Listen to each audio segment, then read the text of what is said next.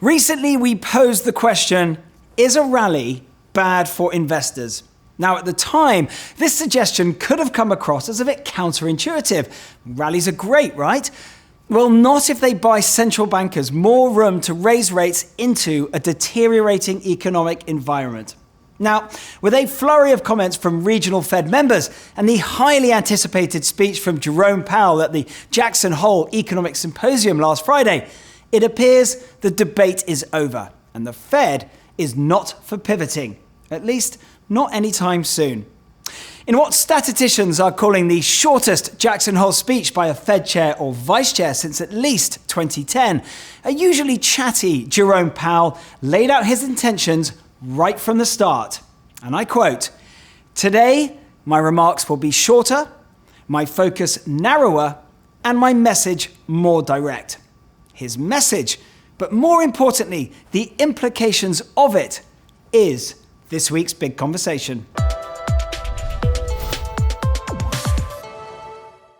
For a bit of context, equity markets have staged a powerful rally from recent lows, with the S&P 500 rising 17.4% over the 2 months between June 16th and August 16th.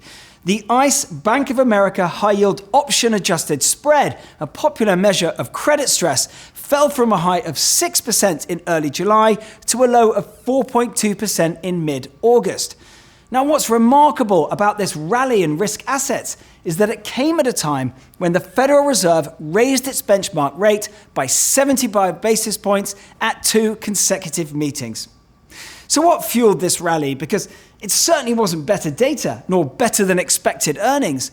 Now, while we can never be certain about all the underlying factors influencing investor behavior, I think it's fair to say that the foundation of this rally actually began in late May. And it's important to understand the story from May to understand what's going on right now. For those of you who don't follow Fed communications, St. Louis Fed President James Bullard is widely regarded as one of the most hawkish members of the FOMC. And he was one of the first to come out in favor of larger rate increases of 50 and 75 basis points. He's consistently held one of the highest year-end targets for the federal funds rate. Now, that hawkishness could explain why his comment in late May in years 23 and 24, we could be lowering the policy rate because we got inflation under control, seemed to carry greater significance. And in late June, he said that we don't have to go as far on QT as it might seem.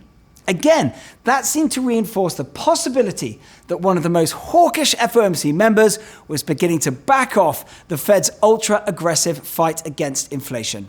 Now, what followed was a slew of deteriorating economic data, like a second consecutive quarter of negative GDP growth, the continued plunge in various leading surveys, and Jerome Powell's abandonment of the Fed's forward guidance tool at the July FOMC meeting. Plus, an ever so slight easing in the year-over-year growth in the consumer price index. And that's all the market needed to become convinced that the Fed would soon be pivoting towards rate cuts in the middle of 2023. But is this the reaction function sought after by the Fed? Or put differently, does the Fed want to see an easing in the financial conditions simply because the CPI fell from 9.06% to 8.52%? Or, as we revisited in the opening, is a rally bad for investors? Remember, a rally in risk assets, which is typically accompanied by an easing of financial conditions, can have a circular impact on the Fed's fight against inflation. If this risk-on environment is accompanied by a rally in commodity prices, then that can add upward pressure on inflation. If high-yield credit spreads remain extremely tight, that might allow corporations easy access to financial markets, which in turn can delay austerity measures such as cutting employee headcount or reducing capital expenditures. There's also the wealth effect, where if investors feel more optimistic because their financial holdings are increasing in value, then they may be prone to spend more in the economy. And that brings us on to today, or rather last Friday. With all eyes on Jackson Hole, Jerome Powell sought to squash any ambiguity. In the first few paragraphs of his speech, the Fed chair cut straight through the noise with statements such as, The FOMC's overarching focus right now is to bring inflation back down to our 2% goal. And restoring price stability will take some time and requires using our tools forcefully to bring demand and supply in better balance. Forcefully and some time. Pretty powerful words from someone who is usually a little more market friendly. Powell went then a step further by stating the historical record cautions strongly against prematurely loosening policy, while also highlighting important lessons from the past. And just for good measure, Cleveland Fed President Loretta Mester made an encore presentation where she outlined her belief that the Fed will need to take rates above 4% and leave them there. And that last part is crucial.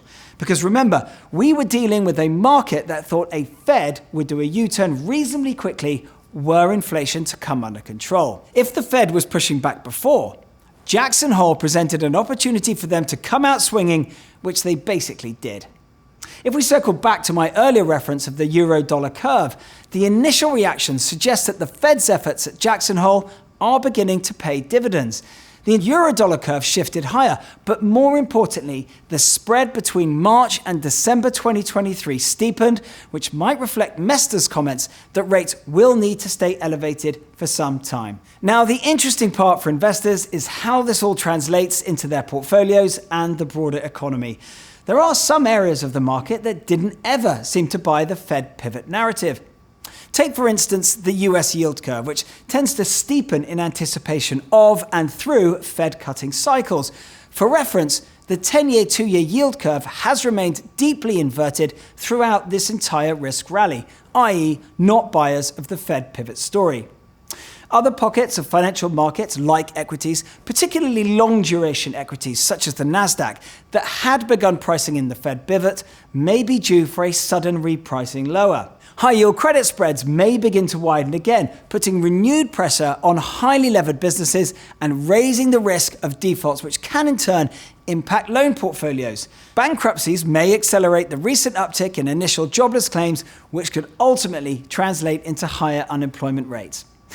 The point here is that the rhetoric from Powell seems to have changed, but the economy hasn't really, other than equities being 15 to 20% higher in August than in June. The Fed has been walking a fine line all year, with Powell choosing his words very carefully and leaving plenty of room for interpretation. Well, we stand here today with far less debate amongst investors as to the Fed's intentions. Jackson Hole feels like it was a turning point for monetary policy, and investors need to be wary of those assets that bought into the pivot story and watch for a material retracement in them.